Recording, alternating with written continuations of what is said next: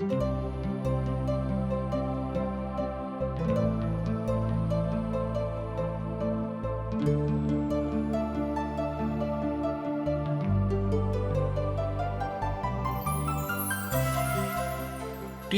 India के माध्यम से प्रस्तुत आशक इजोत में अहाँ सब लोगों के स्वागत कर रहल छी।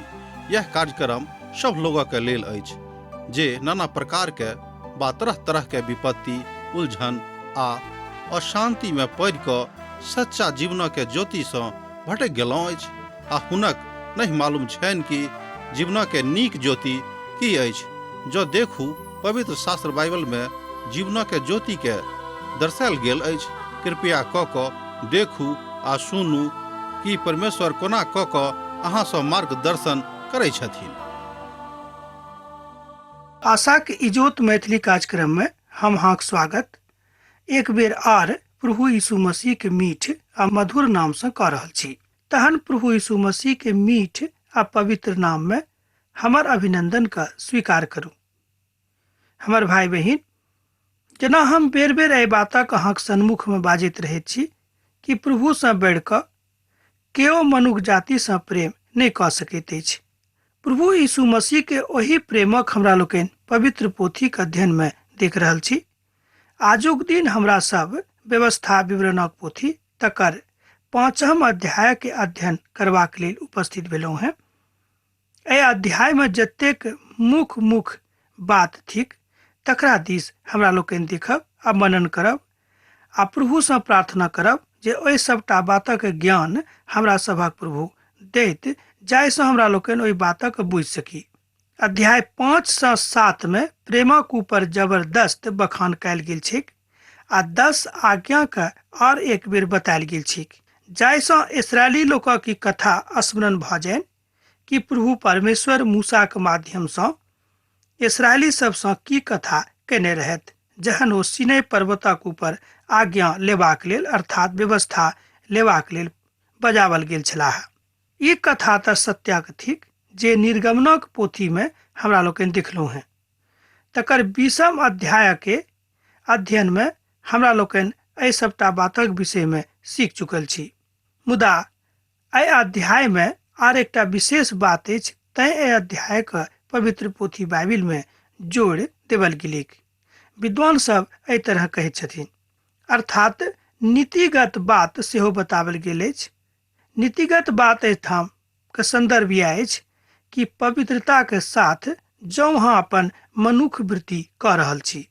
एहि बातक स्पष्टीकरण सेहो व्यवस्था में कयल गेल छैक।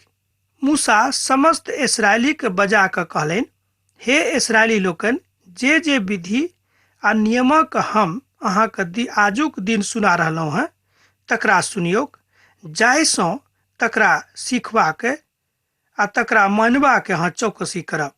एहिठाम इस्राएली के मूसा बड़ स्पष्ट आज्ञा दऽ रहल छथि कि हम एहि द्वारा आजुक दिन अहाँक सन्मुख में उपस्थित भेलहुँ हैं, जाहिसँ ओहि सबटा आज्ञाक हम अहाँके सिखाबी जे हमरा प्रभु परमेश्वर अहाँके सिखेबाक आज्ञा देने छथि। एहिठाम प्रभुक वचनक हमरा लोकनि देख रहल छी जे ओ एक बेर पुनः इसराइली सभक व्यवस्था दऽ रहल छथि जे नव पीढ़ीक लोक छथि आ हुनका बता रहल छथिन कि अहाँ सब एम्हर उम्हर नहीं जायब, मुदा परमेश्वरक आज्ञा के सुनि कऽ तकरे ऊपर चलब आ तकरे मनन करब आ मनने टा नहीं करब, मुदा तकरा अपना जिंदगी में सेहो कार्यान्वित करैत रहब आ दोसर विधि सिखाबियोक, जाहिसँ अहाँ प्रभु में बनल रहब।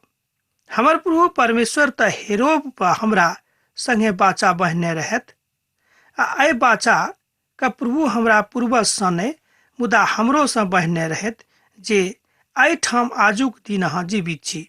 एहि बातक मूसा अपन लोक के बता रहल छथि कि ओ हमरा पूर्वजक संगे बाचा बान्हि कऽ एहि बातक तऽ बहुत पहिनहिए बता देने रहत, मुदा हमरो संगे प्रभु परमेश्वर एहि बातक बाचा बान्हलखिन कि हम अहाँके संगे छी।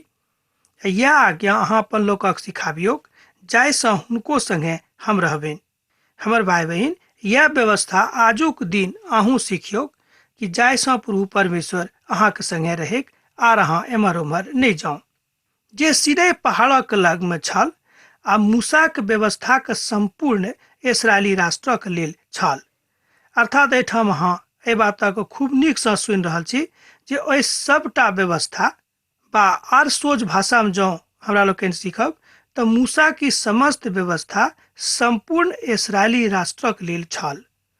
अर्थात हमरा सब जतेक लोक छी संपूर्ण मनुष्य जातिक लेल ई व्यवस्था छलैक। प्रभु ओहि पहाड़क ऊपर आगि के बीच में अहाँ सबसँ सन्मुख भऽ कऽ कथा कयलथि। ओहि आगिक ऊपरक कारणे अहाँ पहाड़क ऊपर नहि चढ़लहुँ हैं। एहि कारणे हम प्रभु और अहाँके बीच हुनक वचनक बतेबाक हेतु ठाढ़ रहलहुँ हैं। तहन ओ कहलनि, अहाँके प्रभु परमेश्वर जे अहाँके दासत्वक घोर अर्थात मिस्र देशसँ निकालि कऽ लऽ अनलाह तकरा अहाँ ध्यान दियौक। एहिठाम प्रभु परमेश्वर इसराइली सभक एक बेर आर स्मरण दिया रहल छथि कि अहाँ सब तऽ दासत्वक घरमे रहौं, दासत्वक देशमे छलहुँ हैं। ओतयसँ हम अहाँके निकालि कऽ एहि द्वारा आनलहुँ हैं किएक तऽ हम अहाँके संगे वाचा बान्हने छी आ ओहि प्रेमक जे अहाँके लेल जरूरत अछि तकरा हम देखा रहल छी। हमर भाई बहिन, वह प्रभु आजुक दिन छथि जे प्रभु मूसाके कालमे छलाह। हमर भाई बहिन, ई बात नहि कि ओ काल अब खत्म भऽ गेल अछि। ई बात तऽ सत्यक थिक कि ओ काल नहि अछि, मुदा प्रभु वह छथि जे मूसाके कालमे छलाह।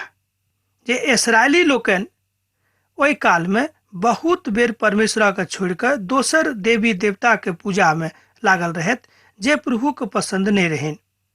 हमर भाई बहिन, जहन स्वयं प्रभु परमेश्वर अहाँके संगे छथि तऽ दोसर देवी देवताके बना कऽ आ तकर पूजन करनाइ की जरूरी अछि? एहि बातक अहाँ स्वयं देखियौ आ सुनि कऽ तमसायब नहि आ एहि बातक कनिक दोसर जगह सेहो नहि लेब। किएक तऽ पवित्र पोथी बाइबिलमे बतायल गेल छै कि कोनो मनुष्य कोनो देवताके गढ़ि कऽ नहि बना सकैत छथि। हमर भाई बहिन, अपन प्रेमक अभिव्यक्तिक लेल अहाँ परमेश्वरसँ प्रार्थना करू, मुदा गढ़ि कऽ किछु हुनका लेल नहि बनाउ। एहि बातक आज्ञा पवित्र पोथीमे देवल गेल छै। हमरा छोड़ि कऽ और अहाँके केकरो दोसर परमेश्वरके नहि मानब, सेहो आज्ञा व्यवस्था विवरणमे देवल गेल छै। 7 पदमे ओ बाजि रहल छथि एहिठाम 7 पदमे, हमरा छोड़ि कऽ आर केकरो अहाँ परमेश्वर मानि कऽ नहि पूजब। हमर भाई बहिन, मनुष्य जाति की आज्ञा प्रभु परमेश्वर देलनि, मुदा शैतान मनुष्य जाति के भटका कऽ एम्हर उम्हर लऽ गेलनि आ हुनक मनक एम्हर उम्हर कऽ देलनि। तैं मनुष्य जाति अपन अपन मनसँ, अपन अपन रीतिसँ, अपन अपन विश्वासक साथ देवी देवताके गढ़ि लेलखिन से हुनका पसंद नहीं रहनि। ई काज इसराइली लोग कैलथि, मुदा प्रभु की बात पसंद नहीं रहनि। वो तरह तरह के बात एहिठाम बना कऽ पूजा करैत रहथि जे हुनका पसंद नहीं रहनि, अर्थात प्रभु परमेश्वर के। जेना ओ सब बाबुलक मीनारक बना कऽ अपन शक्ति के प्रदर्शन कैलथि आर ओहिठाम से प्रभु परमेश्वर हुनका सभक सब ठाम छितरा देलखिन, किएक तो सब अपन शक्ति के प्रदर्शन करनाइ आरंभ कऽ देने रहथि। हमरा लोकनि देखैत छी मनुष्य जाति के एकटा महान गलती में सँ एक गलती रहै जाहिसँ कारणे संपूर्ण मनुष्य जाति छितरा गेलिक आ हुनका मध्य में फूट सेहो पड़ि गेलिक। हमर भाई बहन, यह फूट दूर करबाक लेल प्रभु यीशु मसीह अपन स्वर्गीय आ पवित्र प्रेमक लऽ कऽ अहाँके बीच में, अहाँके मध्य में उपस्थित भेलाह, जाहिसँ अहाँ परमेश्वरक प्रेमक खूब नीकसँ बुझि सकी। अहाँ हुनक आराधना नहीं करब आ नहीं हुनक उपासना करब, किएक तऽ हम अहाँक प्रभु परमेश्वर ईर्ष्या राखे वाला परमेश्वर थिकहुँ हैं। आ जे हमरा सँ बैर राखैत अछि, हुनक बेटा आ पोता आ परपोता आ पूर्वजक दंड सेहो हम देब। आ जे हमरा सँ प्रेम करैत छथि आ हमर आज्ञा के मानैत छथि, ओहि हजारक हजार भक्तक ऊपर दया करैत रहब। एहि बातक प्रभु परमेश्वर 9 आ 10 पद में कहैत छथिन। एहि दुनू पद में प्रभु परमेश्वर अपन प्रेमक बता रहल छथि कि जँ अहाँ आर दोसर तरह से उपासना करब तऽ हम अहाँ से नाराज भऽ जायब, किएक तो हमर व्यवस्था नहीं थिक। आ जँ अहाँ हमर व्यवस्था के मानब तऽ निश्चित रूपेण जतेक आशा हम अहाँके देने छी, ओहि सबटा आशा के हम अहाँके जिंदगी में पूरा कऽ देब। हमर भाई बहन, हमरा सब जिंदगी में जहन कहियो कहियो सफल नहीं होइत छी तऽ सोझा सोझी दोख प्रभु के लगा दैत छी, कि प्रभु हमरा जिंदगी में कोनो काज नहीं कैलथि, आ मुदा एहि बातक स्वीकार करबाक लेल तैयार नहीं छी जे प्रभुक आज्ञाके हमरा लोकनि स्वीकार नहीं करैत छी। अर्थात सोझ गप में जे ईश्वरीय सत्ता थिक तकरा स्वीकार करबाक लेल हमरा लोकनि तैयार नहीं होइत छी। ई एकटा गलत संस्कार हमरा सभक जिंदगी में पड़ल अछि, जाहिसँ प्रभु परमेश्वरक दिससँ हमरा सब अलग भऽ जाइत छी। संसारक झकझकौआ के देख कऽ, संसारक तरह तरहक बहलावा फुसलावा के देख कऽ हमरा लोकनि ओहि दिस घूमैत फिरैत रहैत छी। हमर भाई बहिन, ई सत्यक कथा थिक कि एहि संसार में बहुत कम दिनक लेल हमरा सब छी, मुदा जे आज्ञा प्रभु देने छथि आ जे व्यवस्था प्रभु देने छथि, जँ तकरा ऊपर हमरा लोकनि चलैत रहब तऽ प्रभुक महिमा में बनल रहब। पद 11 में प्रभु एहि तरह बाजि रहल छथिन, अहाँ अपन प्रभु परमेश्वरक नाम व्यर्थ में नहीं लेब, आ जे कियो प्रभु परमेश्वरक नाम व्यर्थ में लेताह हुनका निर्दोष नहीं ठहरावल जेतनि। एहिठाम देखियो बड़ स्पष्ट व्यवस्था, बड़ स्पष्ट आज्ञा प्रभु दऽ रहल छथि कि प्रभु परमेश्वरक नाम क्यों व्यर्थ में नहीं लेत, आ जँ क्यों व्यर्थ में प्रभुक नाम लेताह तऽ हुनका दंडक आज्ञा छनि। एहि कथाक स्मरण रखबाक हेतु साधु पौल एहि बातक अभिव्यक्ति करैत कहैत छथिन कि जन्मसँ सब केओ पापी छथि, तैं मनुष्य जातिके उद्धारक जरूरत छनि आ हुनका यीशु मसीह लग आबैके छनि। जँ अहाँ नहीं आयब तऽ ओहि अनुभवसँ अहाँ वंचित रहि जायब। एहि बातक ओ रोमी के पत्री में सेहो लिखैत छथि, तकर 3 अध्याय के 14 पद में एहि बातक ओ बतौने छथिन। जे पापी छथि हुनका दशा बड्ड खराब भऽ जेतनि, मुदा एना कहियो कि ओ कलंकित मनुखक संज्ञा हुनका भेटतनि, आ लोक हुनका कलंकित मनुखक संज्ञा दऽ कऽ, नाम दऽ कऽ एना कहियो हुनक नाम धराई भऽ जेतनि। अहाँ विश्रामक दिन के मान कऽ पवित्र रहब, जेना अहाँक प्रभु परमेश्वर अहाँक आज्ञा देने छथि। 6 दिन धरि अहाँ खूब परिश्रम करब आ 7म दिन कोनो काज नहीं करब। एहिठाम प्रभु परमेश्वर एहि बातक आज्ञा बड्ड गंभीरतासँ दऽ रहल छथि। ओ आगाँ कहैत छथि कि मुदा 7म दिन अहाँ प्रभु परमेश्वरक लेल विश्रामक दिन अछि, ओहिमे अहाँ कोनो तरहक काज नहीं करब, नहीं तऽ अहाँके बेटा आ नहीं तऽ अहाँके बेटी आ नहीं तऽ अहाँके खवास आ नहीं अहाँके खवासिन आ नहीं तऽ अहाँके कोनो पशु सब केओ ओहि दिन कोनो तरहक परिश्रम करैके जे अहाँके अधीनस्थ में छथि।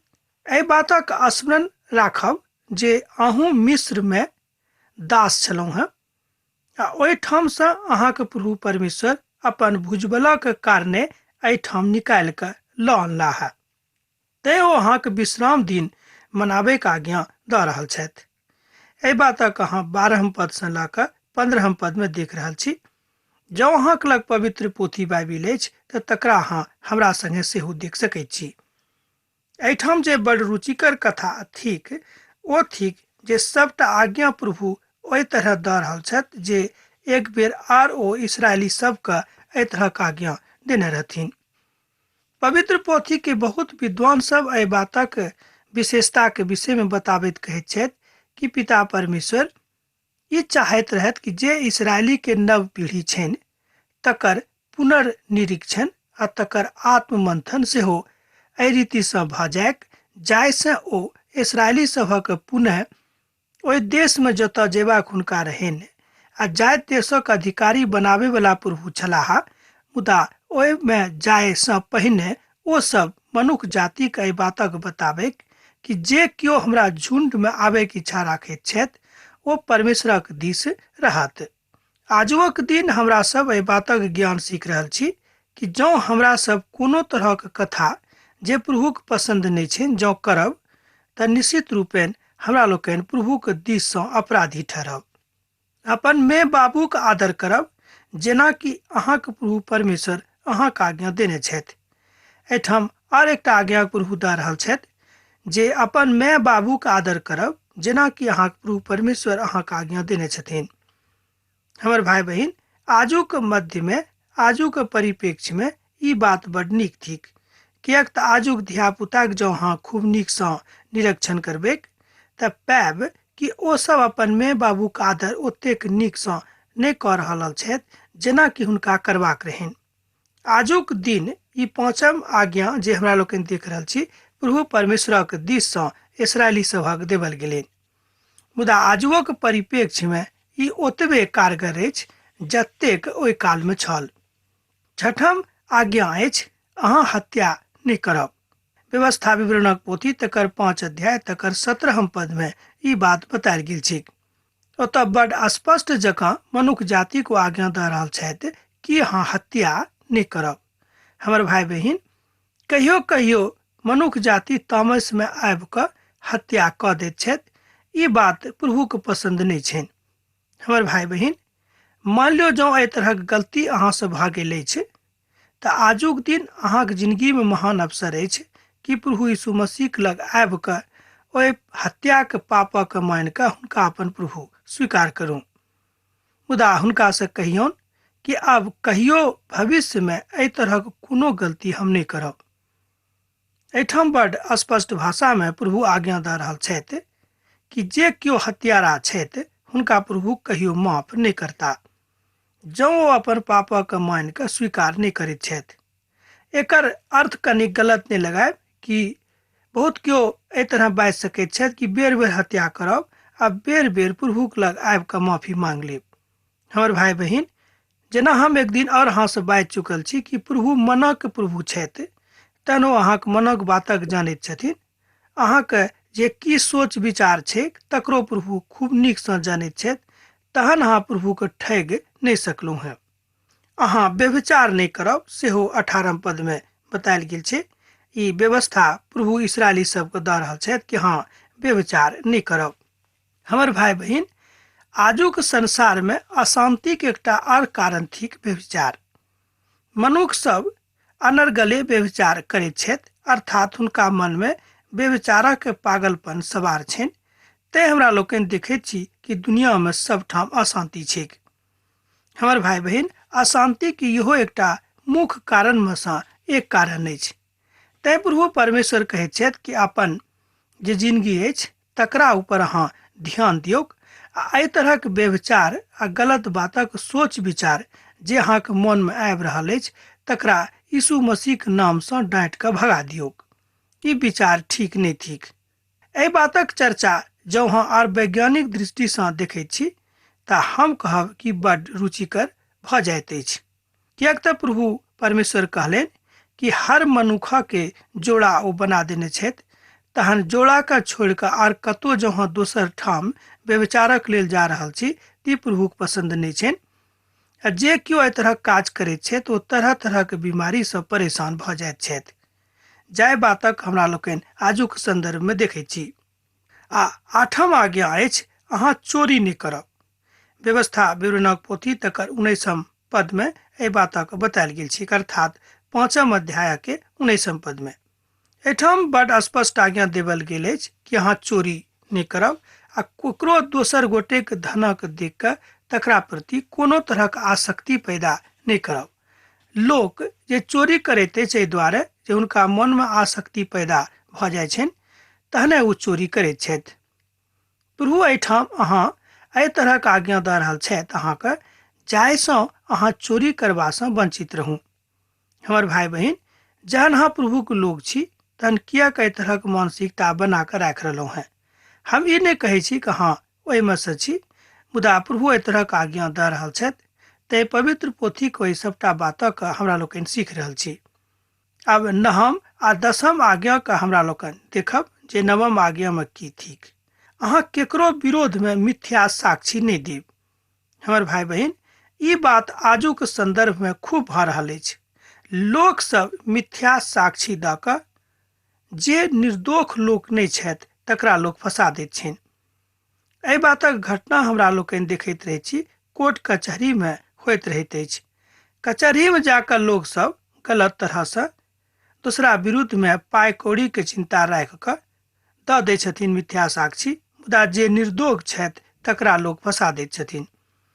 मुदा प्रभु बड़ स्पष्ट जकाँ एहिठाम आज्ञा दऽ रहल छथि कि अहाँ केकरो विरोध में मिथ्या साक्षी नहीं देब।